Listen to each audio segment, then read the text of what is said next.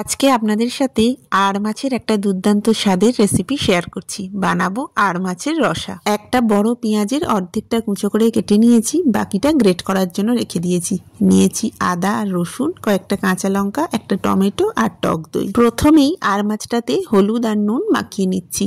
নুন হলুদ মাখানোর সাথে সাথে অল্প একটু সর্ষের তেল মাখিয়ে নেব। যে ধরনের মাছ ভাজবার সময় ফাটার সম্ভাবনা থাকে বা তেল ছিটকানোর সম্ভাবনা থাকে, সেই মাছের গায়ে ভাজার আগে সামান্য সর্ষের তেল মাখিয়ে নিলে খুব সুন্দরভাবে ভাজা যায়। এবার কড়াতে তেল গরম করে নুন হলুদ আর সর্ষের তেল মাখানো মাছগুলো দিয়ে দিলাম।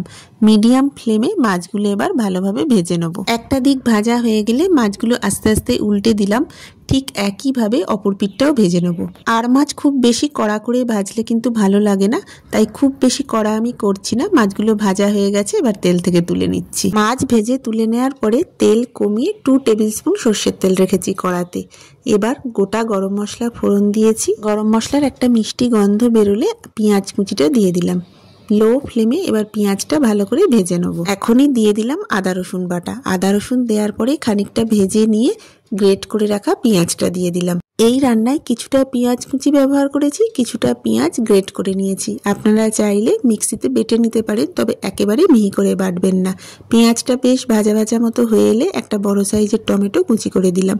সবটা ভালোভাবে মিশিয়ে নিয়ে ঢাকা দিয়ে মিনিট 2-3 রেখেছিলাম।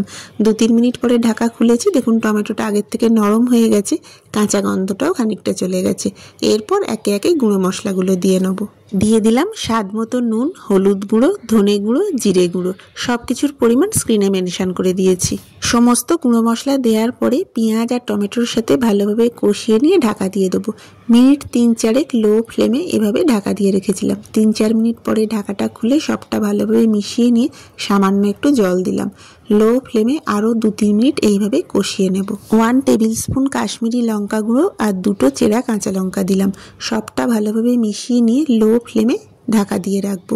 মশলাটা লো ফ্লেমে এভাবে ভালো করে কষিয়ে নিতে হবে। আরও 3-4 মিনিট মশলাটাকে এভাবে কষিয়ে নেওয়ার পরে 2 টেবিল স্পুন দই দিলাম।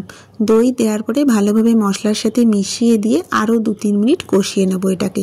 গা থেকে তেল ছাড়তে শুরু করলে বুঝতে হবে মশলাটা সম্পূর্ণভাবে কষানো হয়ে গেছে। মিনিট 2-এর জন্য ঢাকা দিয়ে রেখেছিলাম। 2 মিনিট পরে ঢাকাটা খুলেছি। দেখো মশলাটা সম্পূর্ণ রেডি হয়ে গেছে, গা থেকে তেল ছাড়তে আরম্ভ করেছে। এবার আমি জল দিয়ে দেবো। আমি এখানে বড় কাপের 1.5 কাপ মতো জল দিয়েছি।